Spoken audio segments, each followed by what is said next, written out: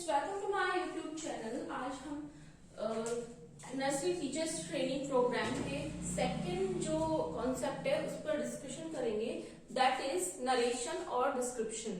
Narration क्या होता है और डिस्क्रिप्शन क्या होता है?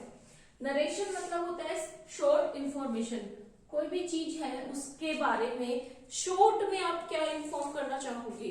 जैसे कि इंग्लिश में भी पढ़ते हैं हम नरेशन, डायरेक्ट इनडायरेक्ट स्पीच, मतलब बोलने से, मौखिक अभिव्यक्ति से तात्पर्य नरेशन का।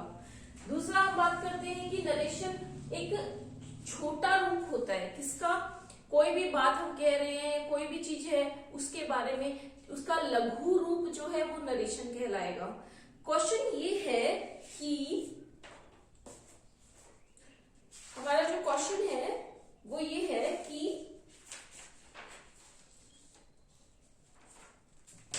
Difference between narration and description. आपको डिफरेंस बताना है नरेशन में और डिस्क्रिप्शन में। नरेशन मतलब होता है विवरण और डिस्क्रिप्शन मतलब होता है वर्णन। देखिए, मैं एक छोटे से एग्जांपल के साथ यहाँ पे इसको बताना चाहूंगी कि जब इंग्लिश सब्जेक्ट में क्लासेस 9th 10th में हमारे पास पैराग्राफ राइटिंग आता है, तो जो पैराग्राफ राइटिंग है ना वो है विवरण किसी चीज के बारे में। जो पैराग्राफ राइटिंग है ना वो शॉर्ट नोट है, ठीक है, शॉर्ट नोट है वो किसी इंफॉर्मेशन के बारे में। लेकिन जब ऐसे टाइप क्वेश्चंस आते हैं ना, वही सेम एग्जाम में ऐसे टाइप क्वेश्चंस या लॉन्ग आंसर टाइप या डिस्क्रिप्टिव आंसर टाइप क्वेश्चंस आते हैं, वो होते हैं डिटेल्ड और वर्णन। उसको कहते हैं वर्णन। उसके अंदर बताया जाता है कि डिस्क्रिप्टिव वे में, यानी कि लंबे तौर पर या इलेबोरेट करते हुए, इसको बढ़ाते हुए अपने शब्दों में लिखिए। तो देख लेते हैं इनके कुछ क्वालिटीज क्या हैं। देखिए, नरेशन जो है ब्रीफ होता है, संक्षिप्त होता है, तार्किक होता है, कैजुअल यूज के लिए हम प्रयोग में लाते हैं, स्पष्टीकरण के लिए प्रयोग में लाते हैं, विवरण प्रायः मौखिक होता है। इसका जो विवरण है ना प्रायः वो मौखिक होगा। विवरण विश्लेषणात्मक होता है, एनालिटिक होता है। इसका जो विवरण है यानी जो भी चीज हम इसमें पढ़ रहे हैं नरेशन में, वो एनालिटिक है। ठीक है, बात आगे समझ में। नेक्स्ट आता है डिस्क्रिप्शन।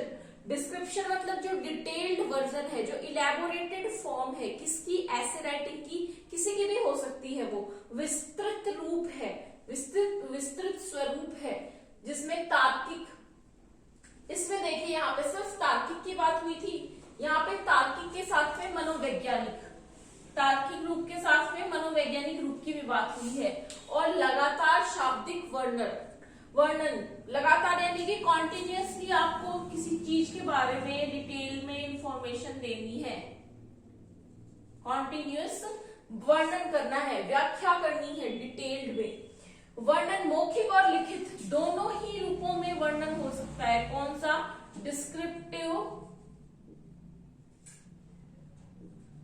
डिस्क्रिप्टिव जो वर्णन है वो दोनों ही रूपों में हो सकता है, लिखित में भी और मौखिक में। लेकिन जो शॉर्ट नोट है या नरेशन है वो ओनली मौखिक रूप में ही होता है। समझ में आई बात? अब इसी के अंदर हम दो क्वेश्चंस, और यहाँ पे इस पूरे वीडियो में हमने 4 क्वेश्चंस किए। कौन से? Narration, descriptive, question answer, questions, फिर क्वेश्चंस के यूजेस, आंसर के यूजेस और सॉक्रेट्स मेथड हम इसमें पढ़ते हुए चलेंगे। चलिए फिर देखते हैं नेक्स्ट क्वेश्चन।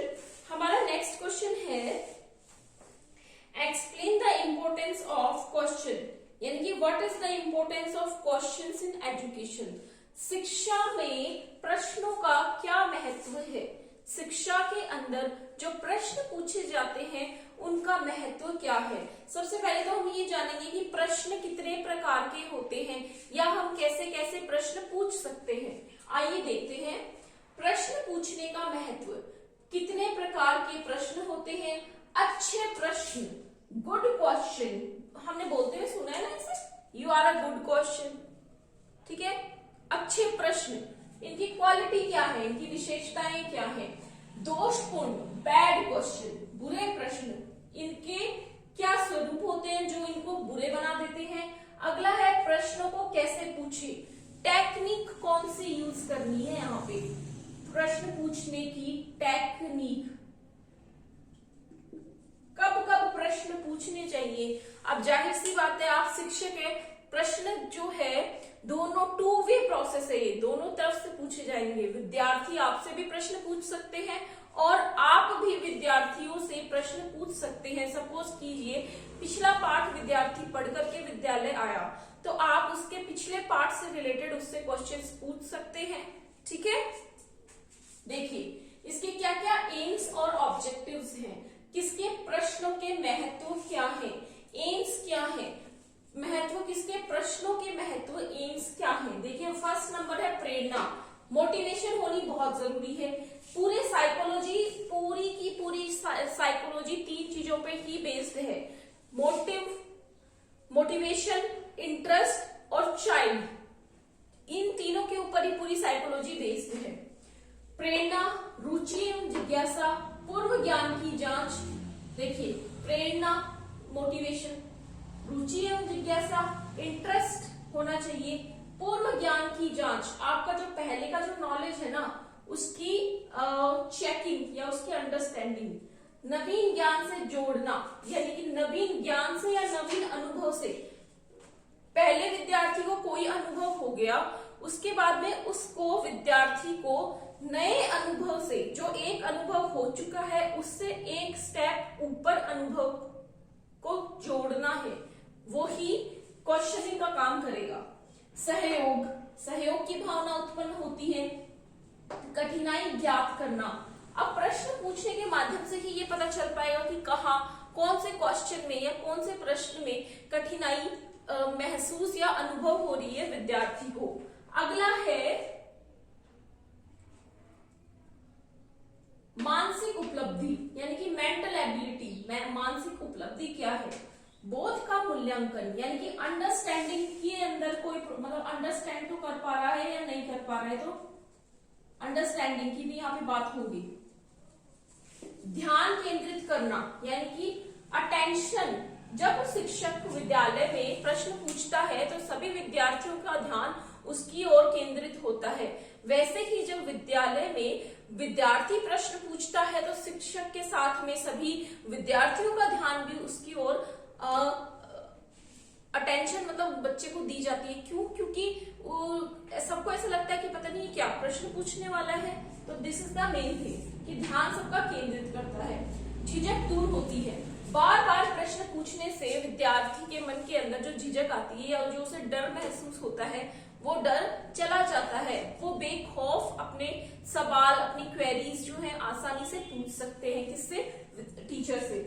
नेक्स्ट है दोहराना, आपने जो सवाल का जवाब दिया या क्वेश्चन ही दोहरा रहे हैं जैसे आप, तो क्वेश्चन दोहराने से क्या है, बच्चों के दिमाग में वो चीज सेट हो जाएगी कि हाँ इस क्वेश्चन का आंसर ये है। तो ऐसे करके हम ये कह सकते हैं कि विद्यार्थी जो है उसको समझ में आ जाएगा कि एक्चुअल में क्लास में क्या चीज चल रही है। ऐसे हम विद्यार्थी की झिझक भी दूर कर सकते हैं और उस चीज को रिपीट भी कर सकते हैं। ठीक है, बात आ गई यहाँ तक समझ में? चलिए मैं यहाँ तक रीड कर देती हूँ फिर एक बार। शुरुआत करूंगी वर्णन से, आप एकदम ध्यान से पेशेंस के साथ में बैठिएगा और सब सुनने का कार्य कीजिएगा, आपको सभी चीजें क्लियर होती जाएंगी। और हाँ, एक और चीज मैं आपको बता देना चाहूंगी, आज जो है 4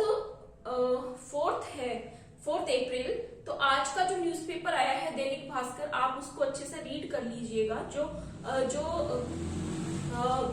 एडवर्टीजमेंट वाला कॉलम आता है उसके अंदर जो रिक्वायर्ड करके आता है ना, वहां पे टीचर्स, एनटीटी की टीचर्स की स्पेशल नीड बताई गई है। मतलब मेंशन किया गया है कि टीचर जो प्री प्राइमरी टीचर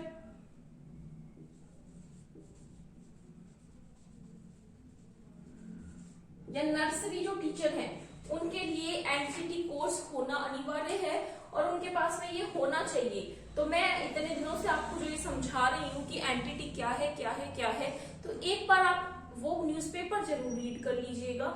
मैं यहाँ इस वीडियो में आपको वो न्यूज़पेपर की स्कूल्स या ये सब नहीं बता सकती हूँ, लेकिन मैं आपको ये बता सकती हूँ कि आप 4 अप्रैल का न्यूज़पेपर अच्छे से रीड कीजिएगा, जिसके अंदर रिक्वायरमेंट्स होती हैं, जिसमें स्पेशली मेंशन किया गया है एनटीटी कैंडिडेट्स का, वो भी फीमेल स्टाफ। कौन सा स्टाफ? Only female staff. और इसके पीछे भी रीजन है, क्योंकि बच्चे जो हैं वो अपने आप को जुड़ा हुआ, वो घर से उनकी माताएं उनको छोड़ने आती है विद्यालय, और वो अपने आप को लगाव या जुड़ाव महसूस करते हैं मदर टीचर के साथ, जो उनकी क्लास में क्लास टीचर भी होती है। तो ठीक है, समझ गए हैं आप इंपॉर्टेंस एनटीटी की आज के टाइम पे। तो चलिए आज हम फिर ये डिस्क्रिप्शन और नरेशन का जो अंतर है उसको ढंग से समझते हुए चलते हैं। वैसे तो आई होप क्लियर हो गया होगा अच्छे से, आप इसका स्क्रीनशॉट भी ले सकते हैं। इसमें मैंने डिटेल में बता भी दिया है कि नरेशन जो होता है वो शॉर्ट इंफॉर्मेशन होती है, और जो डिस्क्रिप्शन होता है वो डिटेल्ड या इलैबोरेटेड फॉर्म होता है। देखिए ध्यान से सुनिएगा, विवरण तथा वर्णन दोनों प्रविधियों में बहुत कुछ समानताएं हैं। ऑब्वियसली दोनों में बहुत ज्यादा सिमिलैरिटीज हैं। दोनों की प्रभावोत्पत्ता भाषा और शैली पर निर्भर करती है। दोनों ही प्रविधियों का प्रयोग केवल इसी उद्देश्य से किया जाता है कि विषय का सर्वांगपूर्ण विवेचन प्रस्तुत किया जा सके। दोनों ही प्रविधियां द्वारा बालकों के मस्तिष्क में शाब्दिक चित्र प्रस्तुत किए जाते हैं तथा दोनों ही प्रविधियों का बालकों के ऊपर स्थायी प्रभाव पड़ता है। फिर भी उक्त दोनों प्रविधियों में अंतर है जो निम्नलिखित बताए गए हैं, जो मैंने आपको डिटेल में अभी बताई है वही अंतर है। आगे इसमें देखेंगे। संक्षिप्त विवरण ब्रीफ होता है। विवरण द्वारा तथ्यों को तार्किक लॉजिकल क्रम में प्रस्तुत किया जाता है। विवरण प्रविधि का प्रयोग स्पष्टीकरण के लिए कभी कभी कैजुअल किया जाता है। विवरण प्राय मौखिक रूप से ही प्रस्तुत किया जाता है। विवरण विश्लेषणात्मक अधिक होता है। विश्लेषणात्मक अधिक होता है यानी कि एनालिटिक होता है। विश्लेषणात्मक यानी कि एनालिटिक होता है। ठीक है, ये तो बात हो गई नरेशन की। अब हम बात करते हैं डिस्क्रिप्शन की। ध्यान से सुनिएगा डिस्क्रिप्शन के बारे में। डिस्क्रिप्टिव वर्णन विस्तृत होता है या डिटेल्ड होता है। वर्णन द्वारा तथ्यों को तार्किक लॉजिकल तथा मनोवैज्ञानिक साइकोलॉजिकल दोनों ही दृष्टियों से प्रस्तुत किया जाता है। वर्णन विधि का प्रयोग सर्वांगोण शाब्दिक चित्र प्रस्तुत करने के लिए लगातार किया जाता है, यानी कि कॉन्टिन्यूसली आपको वर्णन विधि जो है इसका प्रयोग करना पड़ेगा। कॉन्टिन्यूसली आपको इसका प्रयोग करना पड़ेगा। वर्णन मौखिक तथा लिखित दोनों ही रूपों में प्रस्तुत किए जाते हैं। वर्णन जो है वो दोनों ही रूपों में अवेलेबल है। मौखिक और लिखित दोनों ही रूपों में वर्णन अवेलेबल है। साथ में वर्णन संश्लेषणात्मक अधिक होता है, सिंथेटिक भी होता है वर्णन, कोई लचीलापन भी होता है इसमें, SYNTHETIC सिंथेटिक भी होता है। क्या? वर्णन यानी कि डिस्क्रिप्शन। अब चलते हैं हम हमारे नेक्स्ट क्वेश्चन में, जिसके अंदर किसका महत्व पूछा गया है? प्रश्न पूछने का महत्व, यानी कि क्वेश्चंस के बारे में बात कर लेते हैं थोड़ी सी। देखिए, पाठ्य सामग्री को सरल तथा स्पष्ट करने में प्रश्नों का महत्व बहुत विशेष है। प्राचीन युग में तो ज्ञान का आदान प्रदान केवल प्रश्नों द्वारा ही होता था, अर्थात गुरु अपने शिष्यों को प्रश्नों के द्वारा शिक्षित करते थे और शिष्य भी अपनी शंकाओं का समाधान केवल प्रश्नों के माध्यम से ही किया करते थे। इस दृष्टि से शिक्षण की निपुणता, एफिशिएंसी ऑफ टीचिंग, बहुत कुछ प्रश्नों की कुशलता पर निर्भर करती है। स्मरण रहे कि प्रश्न पूछने में प्रत्येक व्यक्ति निपुण नहीं होता और इसका एकमात्र कारण यह है कि प्रश्न पूछना एक कला है। ऑब्वियस सी बात है, आप कहीं पे भी कोई भी प्रश्न नहीं पूछ सकते, उसके पीछे कारण होना चाहिए। आपका जो प्रश्न है वो टॉपिक से रिलेटेड होना चाहिए। आप जो प्रश्न पूछ रहे हो उसका वो सही टाइमिंग होना चाहिए। ऐसे ही नहीं कि टीचर ने आपको चैप्टर पढ़ाया ही नहीं है और आप उससे पहले ही उससे प्रश्न पूछने लगे। ठीक है ना? टीचर का कार्य ये है कि वो पाठ शुरू करने से पहले आप लोगों से प्रश्न पूछेगा। अगर शिक्षक को लगता है कि इस टॉपिक को मैं किसी और चीज से रिलेट करके बच्चों को पढ़ा सकता हूँ, तो शिक्षक आपसे प्रश्न पूछते हैं और उनके आंसर्स भी आपसे मांगे जाते हैं। ठीक है? अगर आपको नहीं आते हैं तो वो रिलेट कर लेता है आपके पूर्व ज्ञान से। ठीक है? प्रेजेंट नॉलेज को, यानी कि जो हमारा वर्तमान ज्ञान है वो और पूर्व ज्ञान को जोड़ने की इकाई का कार्य करता है प्रश्न। ओके, आगे देखिए, नवीन शिक्षकों को इस ओर विशेष रूप से ध्यान देने चाहिए। कुछ बातें हैं जिनके ऊपर नवीन जो नए शिक्षक होते हैं उनको ध्यान देनी चाहिए कि प्रश्न पूछने के उद्देश्य क्या है, प्रश्न कितने प्रकार के होते हैं, अच्छे प्रश्न की कौन कौन सी विशेषताएं होती हैं, दोषपूर्ण प्रश्न कौन से होते हैं और प्रश्नों को किस प्रकार से पूछा जाता है। हम फर्स्ट बात कर लेते हैं प्रश्न पूछने के उद्देश्यों की, कि उद्देश्य मोटिव क्या है प्रश्न पूछने का। देखिए, प्रश्न पूछने के कुछ निम्नलिखित मोटिव हैं: प्रेरणा, रुचि, जिज्ञासा, पूर्व ज्ञान की जांच, नवीन ज्ञान से जोड़ना या नवीन अनुभव से जोड़ना, सहयोग, कठिनाई ज्ञात करना, मानसिक उपलब्धि, बोध का मूल्यांकन, ध्यान केंद्रित करना, झिझक दूर करना और दोहराना। देखिए, मैं वन बाय वन इनको रीड करती जा रही हूँ, आप pay attention while listening me, ध्यान से सुनिएगा। प्रेरणा, फर्स्ट है बालकों को अभिप्रेरित करने के लिए जिससे उनका ध्यान मूल पाठ की ओर आकर्षित हो जाए। प्रश्न पूछे जाते हैं ताकि बालकों का जो ध्यान है ना, जो जिस बारे में प्रश्न पूछा जा रहा है सिर्फ उसी की तरफ वो ध्यान अपना केंद्रित करे। रुचि तथा जिज्ञासा, बालक में रुचि तथा जिज्ञासा उत्पन्न करने के लिए जिसमें शिक्षण का कार्य सुचारू रूप में चलता रहे। पूर्व ज्ञान की जांच, आपकी प्रीवियस नॉलेज कैसी है इसके बारे में जांच। बालकों के पूर्व ज्ञान एवं मनोदशा की परीक्षा के लिए जिससे अर्जित ज्ञान के आधार पर नवीन ज्ञान का वितरण किया जा सके। नवीन अनुभव से जोड़ना, प्रश्न पूछने के माध्यम से आप विद्यार्थी को नवीन अनुभवों से भी जोड़ रहे हैं। बालकों को पूर्व ज्ञान को नवीन अनुभवों से जोड़ने के लिए सहयोग के लिए, नेक्स्ट है सहयोग यानी कोऑपरेशन की भावना आप बच्चों में डेवलप कर रहे हैं। कैसे? बालकों से के सहयोग से पाठ को विकसित करने के लिए जिससे सभी मानसिक शक्तियों का विकास वे कर सके। कठिनाई ज्ञात करने के लिए, प्रश्न पूछ रहे हैं आप तो आपको ये पता चल जाएगा कि अच्छा इस प्रश्न का उत्तर बच्चे को नहीं आ रहा तो यहाँ ये प्रॉब्लम है, ये एक कॉज है, यहाँ हमें काम करना है, हमें मतलब शिक्षकों को काम करना है। बालकों की कठिनाई मालूम करने के लिए कि बच्चों को कहाँ दिक्कतें आ रही हैं। मानसिक उपलब्धि, बालकों की मानसिक उपलब्धि को एक निश्चित गति तथा दिशा देने के लिए। बोध का मूल्यांकन, बालकों के बोध कम प्रिटेंशन का मूल्यांकन करने के लिए जिससे यह पता चल जाए कि वे कितने सीखे हैं और कितने नहीं, तथा उन्हें कितना और सीखना है और नहीं सीखे हैं तो उसके क्या कारण है और इन कारणों को दूर कैसे किया जा सकता है। इसके लिए शिक्षण विधि, टीचिंग मेथड में कौन कौन से सुधार किए जा सकते हैं। ध्यान केंद्रित करना, बालकों तथा शिक्षकों को ध्यान मूल पाठ पर केंद्रित करने के लिए ध्यान केंद्रित, कई बार बच्चों का ध्यान भटक जाता है क्लास के अंदर, तो आपको जब बच्चों का ध्यान उन पाठ के ऊपर केंद्रित करोगे तो पाठ से रिलेटेड ही हम कुछ क्वेश्चंस उनसे पूछ सकते हैं कि उनका ध्यान भटके नहीं और अटेंटिवली वो उसे आंसर करे।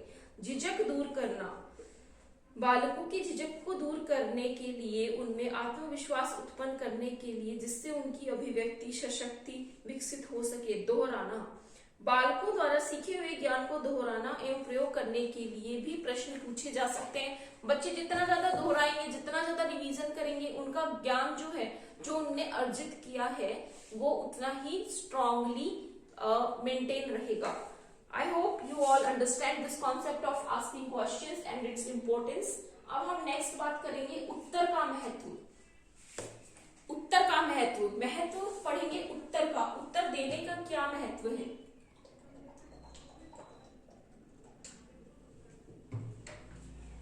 देखिए, उत्तर का महत्व, इसकी भी हम विशेषताएं देख लेते हैं। घनिष्ठता किसमें, मतलब जो स्ट्रॉन्ग रिलेशन है, स्ट्रॉन्ग बॉन्ड है, वो किसमें बनेगा? शिक्षक में और विद्यार्थी में। उपलब्धियों का ज्ञान, क्या क्या उनके अचीवमेंट्स हैं। शक्ति का विकास, कौन सी शक्ति का? स्मरण शक्ति का, उत्तर देंगे वो तो आपको पता चल जाएगा कि बच्चे को याद है या नहीं है। नेक्स्ट है मानसिक स्तर, मतलब एवरेज है, बिलो एवरेज है, अबोव एवरेज है या हाईली इंटेलेक्चुअल है, इसके बारे में पता चल जाएगा। व्यवस्थित विचार, विचारों की जो स्थिति है वो व्यवस्थित है या नहीं है, क्रॉनिकल है या नहीं है, लगातार है या नहीं है। भाषा परिमार्जन, झिझक समाप्त करना, बच्चे जब आंसर देना स्टार्ट कर, आप रेगुलरली उनसे प्रश्न पूछेंगे तो बच्चे आंसर करेंगे। आंसर करने से क्या है, बच्चों की जो झिझक है वो समाप्त हो जाएगी। कमियां दूर करना, भूल सुधारना, बच्चे जब आंसर देते हैं तो अगर उनके अंदर कोई मिस्टेक्स वगैरह है तो टीचर जो है उनकी मिस्टेक्स को सही करते हैं, उनकी गलतियों को सुधारने का कार्य जब शिक्षक करता है तो भी बच्चों को या विद्यार्थियों का उत्साहवर्धन होता है। उनको लगता है कि हाँ चलो इतना आंसर तो हमने सही सुनाया, आगे के अगर थोड़े से में प्रॉब्लम है तो हम उसको लर्न कर लेंगे। ठीक है बात। कमियां दूर करना, भूल सुधारना, पुनरावृत्ति यानी कि रिपीटेशन, आपने जो नॉलेज गेन की है, आपने विद्यार्थी ने जो चीज पढ़ ली है उसी को दोबारा से दोहराना। कमजोर बालकों का पता लगाना, ये प्रोसेस करने से जो पढ़ने में कमजोर विद्यार्थी हैं उनका पता लग जाएगा। भाई क्वेश्चनिंग राउंड होगा, ठीक है, आपको सवाल पूछेंगे, विद्यार्थी जो है वो उनके उत्तर देंगे, उससे टीचर को आइडिया हो जाएगा कि भाई ये पहले पढ़ करके बच्चा स्कूल आया है या नहीं आया, या ये घर पे पढ़ाई कर भी रहा है कि नहीं कर रहा। शिक्षा का मूल्यांकन, इससे शिक्षा का भी मूल्यांकन हो जाएगा कि जो आप टीचिंग्स या लेसन्स बच्चे को पढ़ा रहे हैं वो ग्रैस्प कर पा रहा है, उनको याद रख पा रहा है या उसको कोई समस्या हो रही है, और उसी हिसाब से आप उसको फिर रेमेडियल टीचिंग भी दे सकते हैं, यानी कि उपचारात्मक शिक्षा, रेमेडियल टीचिंग।